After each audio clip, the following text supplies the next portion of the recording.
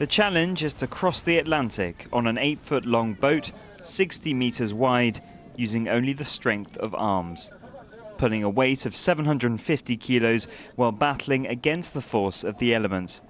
The life of a convict for at least 50 days.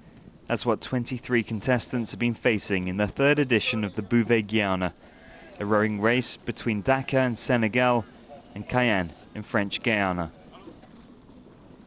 C'est une course pour un gros tiers, une vraie course, une course épouvantable. For a third of people, the race is really bad. They find it hard to manoeuvre. For another, it's a sporting challenge of initiation. And for another third, it's like a walk, a contemplative voyage. Un voyage d'initiation, de découverte, de contemplation. I'm trying to remind myself why I'm out here.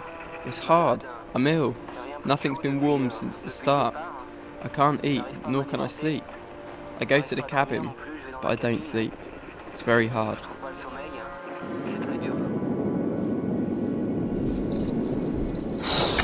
Non, elle n'est pas partie, elle est là.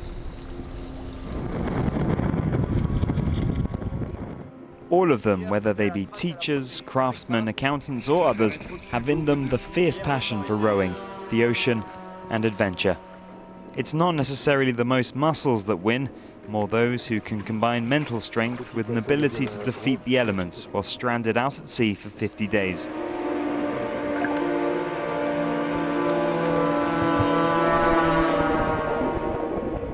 It's 4,700 kilometers in total, all done alone in self-righting and unsinkable canoes.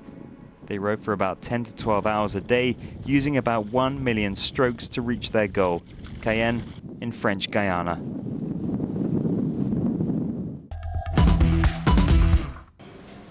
They're spread just about everywhere, on the fridge, by the telly.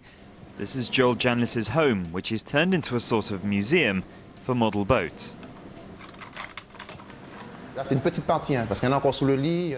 only a small part of it. There are some under the bed and some put away in boxes.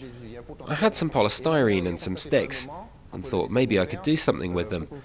After my father died, my mother didn't want me to get into trouble, so she thought it would be good for me to have a hobby. She gave me some equipment and I started building real boats rather than toys. Then I started specializing in Santoise. They're my favorite.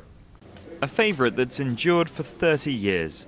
Due to his years of experience, Joel can now make scale replicas, going from 30 centimetres to 1 metre 20.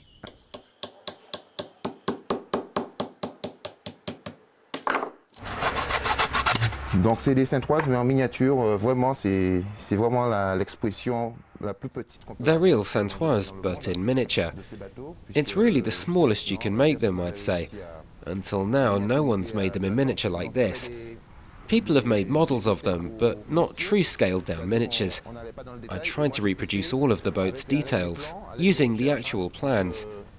So a boat from my home has all the parts. It can be educational if you're studying the background of Santoise.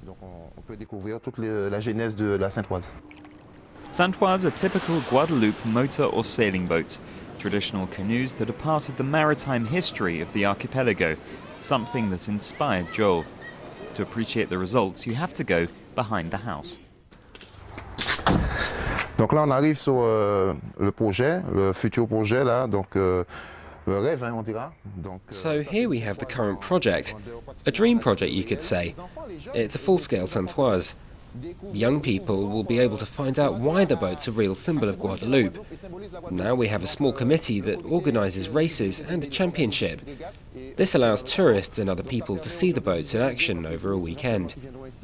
I want to continue making these miniatures and full-size boats that represent Guadeloupe's maritime heritage. En miniature et en taille réelle, c'est ces bateaux que je trouve représentatifs du patrimoine maritime guadeloupéen. Ultimately, his goal is to make the fastest boat in Guadeloupe, a feat already achieved with these radio-controlled models. Joel's mini Santoise sail just like the bigger ones. Donc j'essaie de choper le vent. Voilà, il part comme un grand.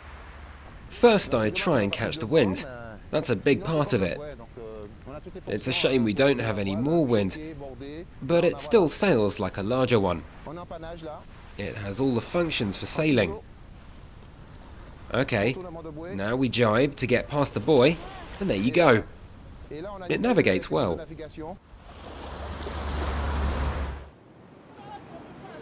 Although his works are sold on the internet, Joel produces most of them for pleasure.